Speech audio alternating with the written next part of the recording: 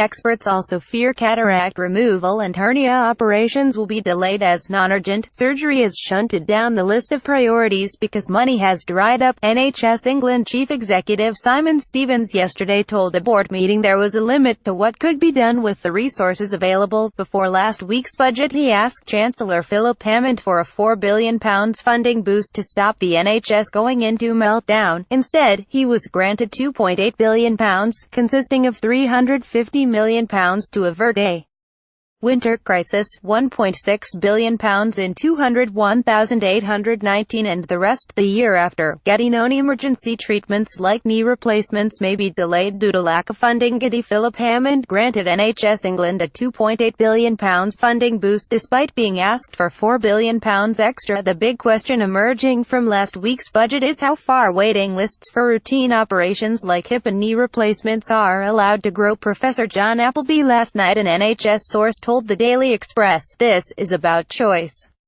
There is a limit to the amount of money we have got and a limit to what we can do." Professor John Appleby, chief economist at health think tank the Nuffield Trust, said, "It is clear the big question emerging from last week's budget is how far waiting lists for routine operations like hip and knee replacements are allowed to grow in order to preserve and improve other services like and cancer care." NHS England says its priorities should be to provide world-class cancer, mental health and primary care GP services, areas it intends to protect, but other services may no longer be provided and waiting times could soar unless more cash is found. Sir Malcolm Grant, chairman of NHS England, told the national body's board meeting the tightness of the settlement would be a catalyst for change, adding, "There are going to have to be some tough decisions and trade-offs." Figures show the waiting list for orthopedic referrals, the majority of which are hip and knee operations, has rocketed from 376,000 in 2008 to 505,957 last year. More than 60,000 were not treated within an 18-week limit.